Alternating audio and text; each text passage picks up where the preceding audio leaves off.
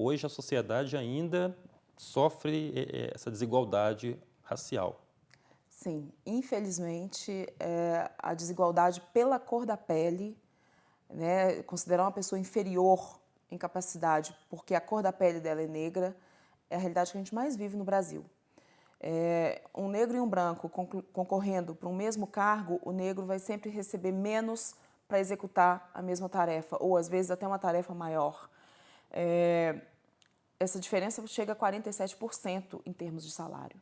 Isso é assustador, isso é absurdo, na verdade. Quando você fala assim, não, mas espera aí, então 54% da população é preta e essas desigualdades ainda acontecem? Sim, essas desigualdades ainda acontecem. O que faltaria nas políticas de inclusão do negro na sociedade? Hoje a gente ouve muitas coisas, muitos debates em cima disso. Você está, por exemplo, a questão das cotas raciais, Sim. que é um embate aí há muitos anos. Foram criadas com o intuito de incluir o negro. Aí tem uma corrente que diz não, que é pelo contrário, isso exclui o negro, você cria um grupo segregado para ele. Qual que é a sua opinião em cima de todas essas políticas que existem, não só as cotas raciais, mas tudo Sim. que existe para inserir o negro na comunidade? As políticas afirmativas, né, as políticas, sobretudo, que trabalham a questão da equidade e da igualdade racial, elas são estritamente necessárias, justamente porque a gente está num país que pratica o racismo cotidianamente. Reclama das cotas quem nunca precisou delas. Porque para a gente, sempre que a gente está próximo da linha da chegada, a linha da chegada é mudada.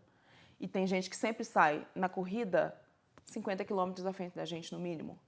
Então, quem não precisa das cotas não consegue realmente entender a necessidade de você reparar 400 anos de desigualdade.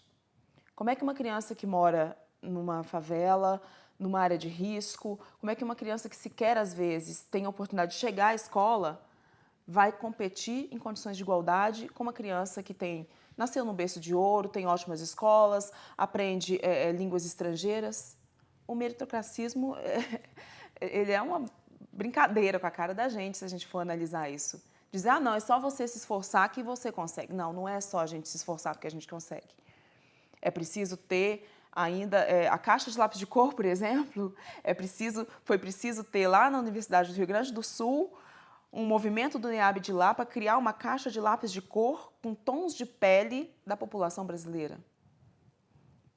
Então, enquanto o colorismo ditar as regras, e isso, para a gente que é negro, a gente consegue compreender isso, para às vezes a pessoa de pele branca não entende, a gente fala isso, mas o que é isso? O mesmo sofrimento que uma pessoa de pele preta retinta tem, uma pessoa de pele preta mais clara também tem. Ouvir a frase, ah, mas você nem é tão preto assim, Já é uma forma de preconceito. já é uma forma de preconceito. Então, as cotas, elas são um meio de reparação. Elas são um meio de, pelo menos, equiparar para quando estiver no nível de igualdade, a gente conseguir ter o mesmo nível de competição. Porque, por enquanto, não há equidade. Você falou do negro chegar até lá, uma coisa hoje, um tabu que não existe no Brasil, não só no Brasil, no mundo. Quando o negro é a primeira vez que o negro alcança determinada coisa. Ah, o primeiro negro presidente dos Estados Unidos, a primeira negra protagonista de uma novela das 9. Por que ainda tem esse tabu? O negro, quando ele é a primeira vez em alguma coisa, algum posto, tem tanta ênfase em cima disso. Na verdade, assim, a gente está à frente em muitas coisas. Se você pega, por exemplo, um filme Estrelas Além do Tempo, e aí você, poxa, bate ali. Então, eram mulheres negras que faziam os cálculos, não eram engenheiros brancos norte-americanos? Uau! Né? Se você pega... no cinema está cheio aí dessas histórias mostrando a capacidade do negro. O rock é negro, né? Não foi o Elvis que lançou o rock é negro, o jazz é negro, o samba é negro, e tantas outras questões. O André Rebouças, né? O André Rebouças foi um dos maiores matemáticos do Brasil, um engenheiro de extrema capacidade, mas aí passa lá no jornal, engarrafamento no túnel Rebouças. Ninguém sabe quem é o André Rebouças. Ninguém sabe quem foi a pessoa que construiu aquele túnel. O ácido acetilsalicílico, ele é sintetizado pela Bayer, virou aspirina. Vamos voltar lá, milênios na história, e ver como é que os africanos já sintetizavam o ácido acetilsalicílico. Como é que eles já faziam cirurgias como a cesariana. A gente vai para o campo, por exemplo, da arquitetura. Os arquitetos africanos, por que ninguém fala deles? Os métodos construtivos que numa cidade como Ouro Preto estão aí por todo canto, por que ninguém fala deles?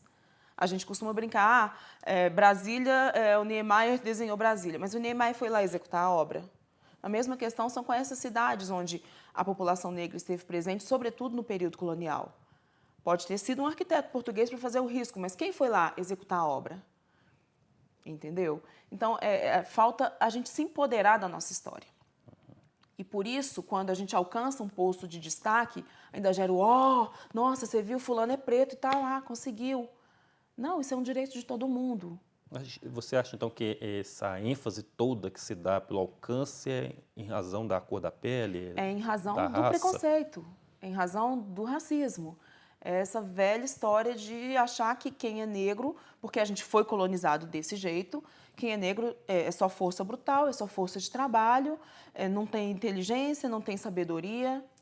Mas hoje a gente consegue mostrar o contrário disso. É um dos trabalhos que a gente executa lá na Mina do Veloso, com o coletivo do Veloso, é trazer à tona essa outra história do povo africano e do povo afro-brasileiro, que é um povo de extrema inteligência, de extrema competência, de sabedoria, de ciência, coisas que não são contadas para a gente, porque não é interessante contar. Porque quando você conta, quando você descobre, você empodera. Isso, para certos governos, como o nosso, não é interessante, infelizmente. Sidneia, falando agora do âmbito judicial, âmbito criminal, a gente tem hoje no Brasil aqui duas classes de crimes relativos à cor da pele, que é a injúria racial Sim. e o crime de racismo. Se você explicasse para a gente um pouco a diferença de um para o outro, quando que a pessoa é vítima do racismo, quando que ela é vítima da injúria racial? Bom, a questão, a raça, né? A gente parte do princípio de que a raça é humana, você tem etnias diferentes. Então, quando você sofre um crime de racismo, isso pode ser com uma pessoa branca, isso pode ser com uma pessoa negra. Mas quando você sofre um crime de injúria racial, na maioria dos casos, são as pessoas de pele preta que sofrem esse tipo de crime. E que, na maioria das vezes, não é denunciado. Ou que, quando é denunciado, rapidamente é absolvido. A gente viu recentemente o caso da advogada no Rio que foi impedida de permanecer na sala com a cliente, porque ela estava sem a carteirinha do OAB. Ela foi escorraçada da sala por policiais que a pegaram e arrastaram pelo chão. Ali você teve as duas práticas, tanto o crime de racismo quanto o crime de injúria racial. Quando você é insultado por causa da cor da sua pele, por causa do seu cabelo, isso é um crime de injúria racial. O crime de racismo ele pode acontecer com pessoas brancas também, mas na maioria das vezes ele acontece com pessoas pretas. E o crime de injúria racial aí é disparado. Somos vítimas dele diariamente. E no Brasil, por que ele não tem tanta amplitude quando ocorre? Certos casos, quando é com uma personalidade, uma pessoa famosa, ganha um destaque. Mas se a gente for comparar, claro que todos os crimes têm seu mérito, têm digamos, o seu nível mesmo de gravidade, mas quando a gente pega o racismo, a injúria racial, comparado, por exemplo, ao feminicídio, a homofobia, a pedofilia, não tem todo esse destaque, essa aparição pública. Ainda há muito medo de denunciar. Sobretudo quando você tem que denunciar alguém que é seu chefe, alguém que é seu superior, alguém com quem você convive todo dia. E a gente ainda tem uma outra questão. Por exemplo, numa briga, a gente viveu isso em Ouro Preto muito recentemente.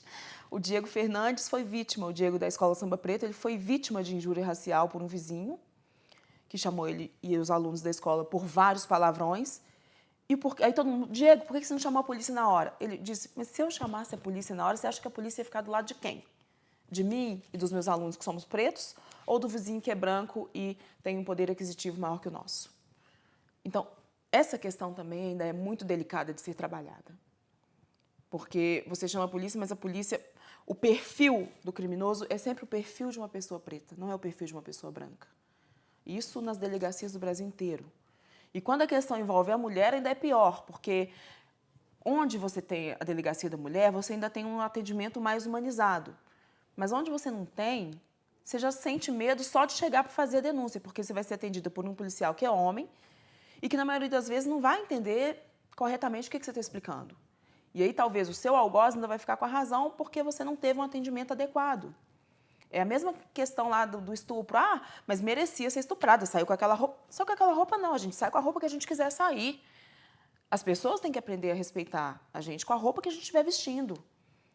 Né? E a sexualização da mulher e do homem negro ainda são muito grandes. né? A cada 5 minutos tem uma mulher negra sendo espancada, sendo violentada ou sendo morta. E, sobretudo, mulheres na faixa que está aí entre a adolescência até os 30, 35 anos. Então, são índices assim, assustadores. Ainda tem essa erotização da mulher Sim, negra. sim.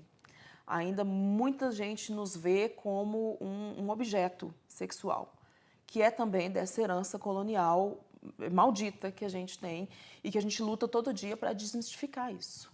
Tá certo, Cidinha, vamos para mais um intervalo, a gente volta a conversar daqui a pouquinho, tem as participações dos nossos telespectadores. Você que ainda não participou, dá tempo, entre em contato com a nossa produção pelo 3559-3903, um rápido intervalo, a gente volta já.